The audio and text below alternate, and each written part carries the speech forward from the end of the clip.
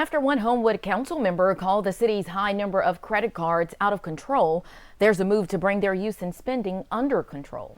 The I-Team first reported how 35 employees had credit cards. Tonight, our Cynthia Gould is digging deeper into purchases that topped $800,000 over the past year.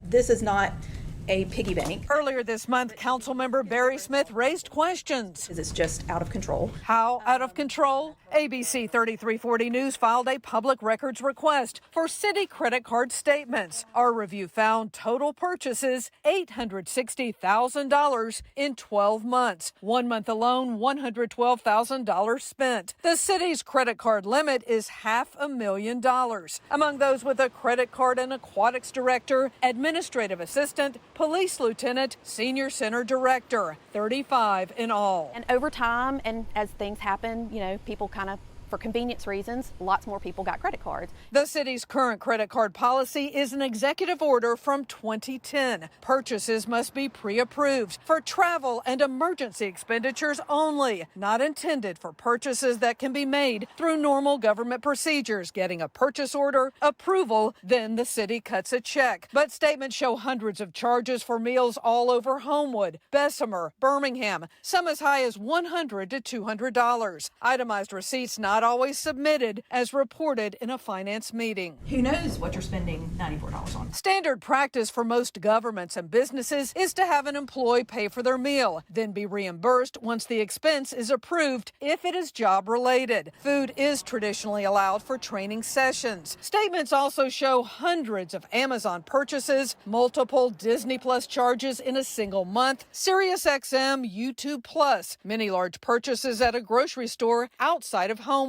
a Chick-fil-A in another city. Why are local businesses not used? High dollar charges at hotels. Is there a limit? We have sent those questions and more to the city's finance director. In a phone interview, Council President Alex White said the city is trying to get to the point where leaders are able to keep track of charges, where cardholders understand how to use the cards in compliance with the rules. To be clear, all these charges are approved by the Finance Committee and the full council. We asked Rachel Riddle, the state's chief examiner, who should have access to government credit cards. I would always err on the side of caution, making sure some of your more upper management or those that really need to go out and make the purchases have the credit cards, not just have credit cards for ease. We're told Homewood's new policy will limit credit cards to department heads and the mayor from 35 down to 9. Itemized receipts will be required. It is always good to reevaluate your policies. We're in a different world right now, at least every few years, at your policies and see,